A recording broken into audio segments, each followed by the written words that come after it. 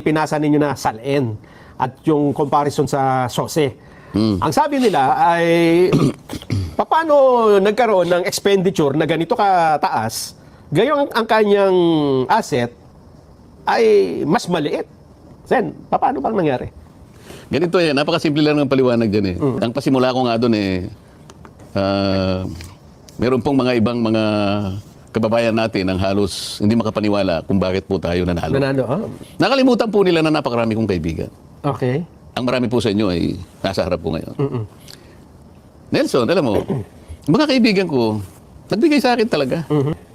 Mga kaibigan ko, nagbigay sa akin talaga. Alam mo, pakiusap lang nila, isa lang. Tanggapin mo ang tulong namin sa'yo. Okay. Congressman ako noon, Kong. Congressman ako noon, Kong.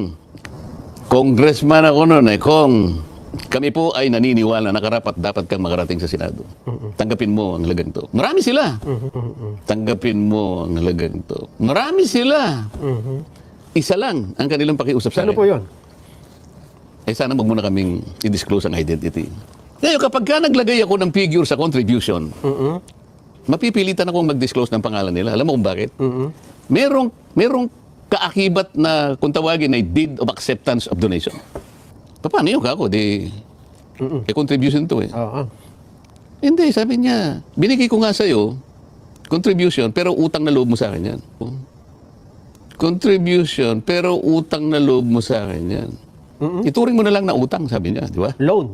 Hindi, utang lang. Basta utang na hindi babaya. Utang na loob Ngayon, dahil sa hindi ko pwedeng isiwalat ang kanilang identity, kaya sinabi ko, zero in contribution. Na mapipilitan ako ngayon na gawing zero yun. Dahil kapag hindi ko nilagay, pag nilagyan ko ng amount yun, mapipilitan ko isa-isa kayong i-disclose ko ang inyong identity.